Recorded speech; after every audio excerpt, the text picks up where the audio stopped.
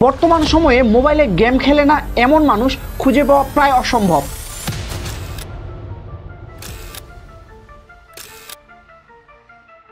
আর কয়েক লক্ষ মানুষ এই মোবাইলে গেম খেলার জন্য প্রতি বছর নিজেদের প্রাণ হারিয়ে থাকেন। আমরা নিজেরাই জানি না কতটা ভয়ানক পরিস্থিতির মধ্যে রয়েছি।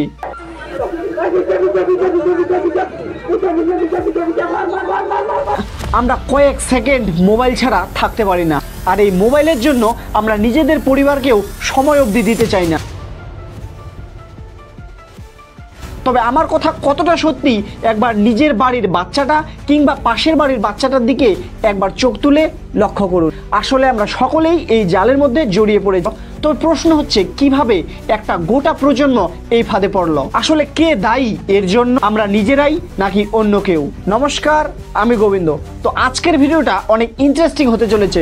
সো চ্যানেলটিকে যদি এখনো সাবস্ক্রাইব করে না থাকেন তাহলে অবশ্যই সাবস্ক্রাইব করে আমাদের পাশে থাকুন। তো চলো মূল বিষয়ে ফেরা যাক। 12 ফেব্রুয়ারি 2016 বেঙ্গালুরুতে এক সকালবেলা বড় ভাই নিজের ফোনে গেম খেলছিল।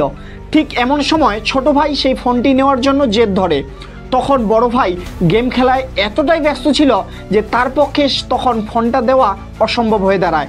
আর এইটুকু একটু কারণের জন্য সেই বড় ভাই ছোট ভাইকে খুন করে ফেলে। একবার মেদিনীপুরের এই ঘটনাটা দেখুন, যে বড় ভাই ছোট ভাইকে মোবাইলে গেম খেলতে দেয়নি বলে ছোট ভাই বড় ভাইকেই খুন করে ফেলে। আর তারপর সে তার মাকেও খুন করার চেষ্টা করে, এবং এরপর যখন সে নিজের ভুল বুঝতে পারে ততক্ষণে সে নিজেই নিজেকে শেষ করে ফেলে। এমনই একটি ঘটনা মহারাষ্ট্রেও ঘটে। 17 বছরের একটি ছেলে মোবাইলে গেম খেলার সঙ্গে এতটাই জড়িয়ে পড়ে যে এক সময় সে তার সেই গেমের একটি লগ আউট নোট রেখে আত্মহত্যা করে। শুধু যে খুন তা নয়, এর সাথে সাথে বাড়ছে সমাজে অনেক প্রতারণা এবং ব্ল্যাকমেল জাতীয় বিভিন্ন ঘটনা। এমনই একটি ঘটনা ঘটেছে লুধিয়ান। এখানে একটি মেয়ে অনলাইনে গেম খেলতে খেলতে পরিচিত হয় একটি ছেলের সঙ্গে। এরপর তারা মাঝে মাঝেই একসঙ্গে গেম খেলত এবং এইভাবেই তাদের মধ্যে কিছুদিনের মধ্যেই একটা প্রেমের সম্পর্ক হয়ে যায়। তারপর এক সময় ছেলেটা সেই মেয়েটার কিছু গোপন ছবি তাকে দেখিয়ে ব্ল্যাকমেল করে প্রায় 41,000 টাকা আদায় করে। তাহলে একবার ভাবুন, এমনটা যে কাল আপনার বাড়ির কারোর সঙ্গে হবে না তার কি গ্যারেন্টি আছে? এমন হাজারো ঘটনার প্রমাণ দেওয়া যায়। তবে সব থেকে আশ্চর্যের বিষয় যে 21 বছরের নিচের ছেলেমেয়েরাই সব থেকে বেশি এই অনলাইন গেমে অ্যাডিক্টেড। যেমন 2020 সালে বাংলাদেশে ফ্রি ফায়ার ব্যান্ড হওয়ার পর একজন যুবক আত্মহত্যা করে। 2022 সালে উত্তরপ্রদেশে 16 বছরের একজন যুবক তার মাকে খুন করে। কারণ কি?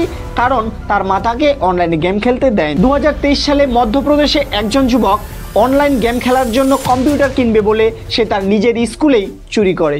একবার ভাবুন, এগুলি প্রতিটাই রেজিস্টার ঘটনা, তাই আমাদের সামনে এসেছে। না জানি আরও কত ঘটনা চাপা পড়ে রয়েছে। তবে প্রশ্ন হচ্ছে, এই গেম খেলার সঙ্গে খুন করা বা আত্মহত্যা করার সম্পর্ক কি? গেম খেলতে খেলতে কি এমন হয় যার কারণে এমন ভয়ঙ্কর পদক্ষেপ নিতে হয়? বিশ্ব স্বাস্থ্য সংস্থা অর্থাৎ WHO 2018 সালেই এই অনলাইন গেম খেলাকে একটি মানসিক রোগ হিসেবে চিহ্নিত করে। তারা গবেষণা করে দেখে যে গেম খেলার সময় আমাদের মস্তিষ্ক থেকে ডোপামিন নামক এক ধরনের হরমোন নির্গত হয়, যা এক ধরনের সাময়িক আনন্দ দেয়। কিন্তু যখন এই সামান্য আনন্দের জন্যই মানুষ এই গেমে আটকে পড়ে, তখনই শুরু হয় আসল সমস্যা। তবে প্রশ্ন হচ্ছে, এই গেমিং আসক্তির মূল কারণ কি? সেটাই জানবো পরবর্তী অধ্যায়ে।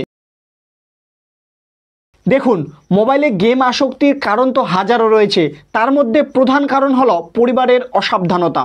আজকাল আমরা ব্যস্ততার কারণে পরিবারের ছোট ছোট সদস্যদের সময় দিতে চাই না। তারা কোনো কিছুর জন্য বায়না করলে আমরা তাদেরকে শান্ত রাখার জন্য হাতে ফোন ধরিয়ে। আজকাল আমরা নিজেদেরকে এতটাই ব্যস্ত দেখাই যে পরিবারের ছোট ছোট সদস্যদেরকে সময় দিতে হয় একথা ভুলেই যাই। তারা ছোট ছোট বিষয়ের জন্য আমাদের কাছে বায়না ধরলে আমরা তাদেরকে শান্ত রাখার জন্য ধরিয়ে দিই হাতে ফোন।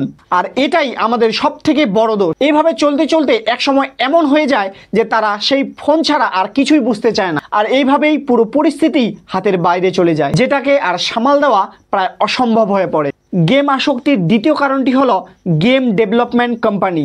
এই গেমিং ডেভেলপমেন্ট কোম্পানিগুলি নিজেদের সামান্য মুনাফার জন্য পাবজি এবং ফ্রি ফায়ার এবং অন্যান্য গেমগুলিকে এমনভাবে কাস্টমাইজ করে যেটা সব থেকে বেশি ইয়াং জেনারেশনকে আকর্ষণ করে।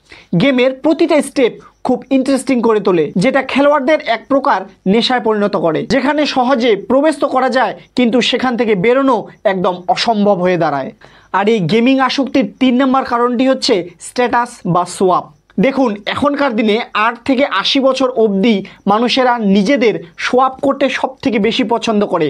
এখন মানুষ সব থেকে বেশি গুরুত্ব দেয় নিজেদের স্ট্যাটাস মেনটেন করতে, আর এই জন্যই বন্ধু মহলে যাতে নিজের স্ট্যাটাস কমে না যায় সেই জন্যই গেম খেলাটা সব থেকে বেশি আকর্ষণ এবং নেশায় পরিণত হয়ে পড়ে। কিন্তু আমরা এটা বুঝতে চাই না যে তাদেরকে সামান্য শো আপ করার জন্য নিজের কতটা ক্ষতি করে দিচ্ছে। নিজের একবার ভেবে দেখুন তো কিভাবে একটু একটু করে একটা গোটা প্রজন্মকে ধ্বংসের দিকে ঠেলে দিচ্ছি। বন্ধুরা, আজ এই পর্যন্তই।